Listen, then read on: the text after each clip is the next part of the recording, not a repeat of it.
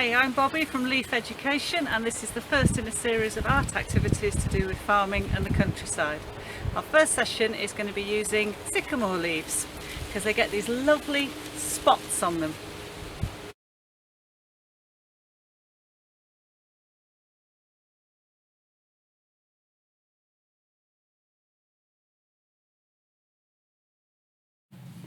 So the first thing you need to do is press your leaves. This will flatten them out, make them easier to work with, but also will preserve them, so you're taking the moisture out. So a layer of kitchen roll, a leaf, some more kitchen roll.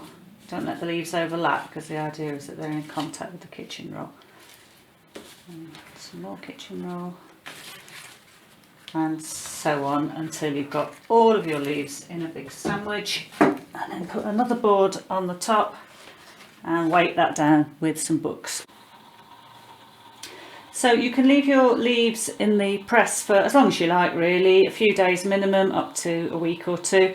If you're in a desperate rush, you can even put them in a sandwich with kitchen roll and iron them. But what you need is nice, flat, dry leaves to work with.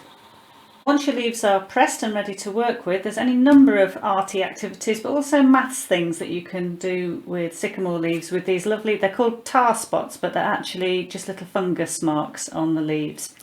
This is dominoes, so we've got one spot joining with one spot, two spots, two spots, three spots, three spots, two, two, and so on.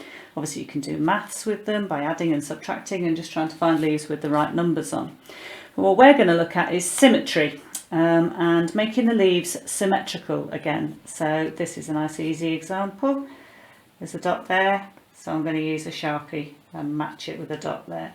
There's a dot there on that little bend in. I'm going to put a dot there. That one coincidentally is already symmetrical, and there, like that.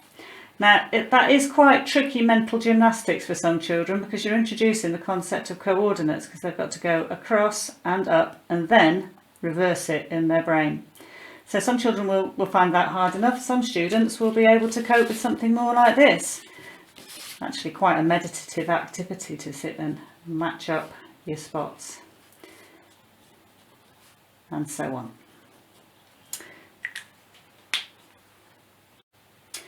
So the next stage on from making your leaves symmetrical is then to carry on and just decorate your leaves with more dots, however you fancy. You can carry on with the Sharpie pens, try different colours, see what they look like. You can use artist oil pastels, they work quite well. Carry on with the dots, big dots, small dots, whatever you like. Acrylic paints work quite well. If you've got an old paintbrush, chop the end off it. You can make a dot maker. Younger children might want to just stick the fingers in it and carry on with the dot making idea. Acrylics work quite well. You can then start to think about your colours and that sort of thing as well. So another extension of this would be to continue into drawing and mark making and see if the students can actually draw the leaf, but just using dots to create the form, and using dots to make shading, and different sizes of dots, maybe different sizes of pen or pencil to make your marks.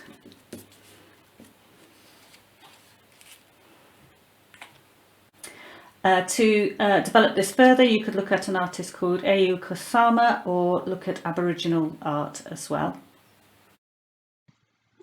That's it for this session. Don't forget to wash hands after handling natural materials.